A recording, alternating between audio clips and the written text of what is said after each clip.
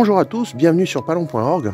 Alors aujourd'hui, depuis maintenant 2 week-ends, c'est version bricolage. Et le bricolage d'un Mirador de battu. Alors je dois remercier Enzo et son frère Léo ainsi que Jean-Baptiste qui m'ont apporté un Mirador qu'ils avaient construit. Et ce Mirador, il avait une particularité, quand ils me l'ont amené, il était fait pour 3 personnes. Sauf qu'il n'était pas assez haut et pour pouvoir être un Mirador d'affût. Donc en fait, qu'est-ce que j'ai fait? J'ai gardé les 4 montants, j'ai tout démonté et j'ai remonté sur la base de plan pour faire un Mirador de battu. Voilà. Donc là, c'est beaucoup plus cohérent.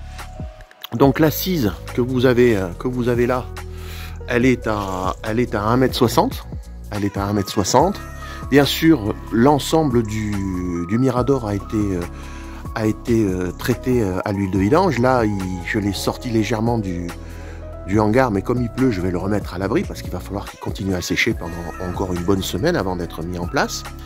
Particularité, j'ai mis en place entre guillemets des skis.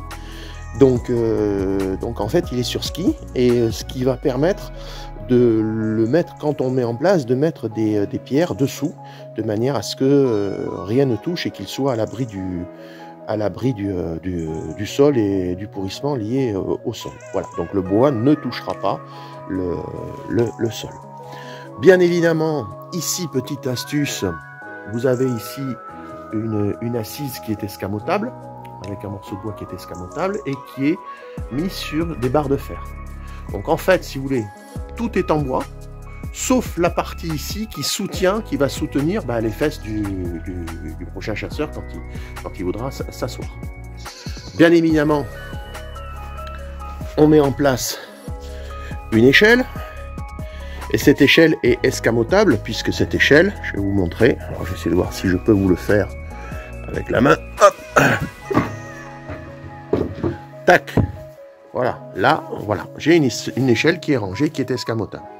Donc, qu'est-ce qu'il me restera à faire? Une fois la mise en place de ce Mirador de Bactu, qui fait à peu près 2 mètres, tout compris, qui doit faire après dans les 2,50 m, j'aurai plus qu'à mettre en place un système de bâche pour le protéger de la flotte et remettre forcément une 3e couche d'huile de vidange pour le protéger. Voilà.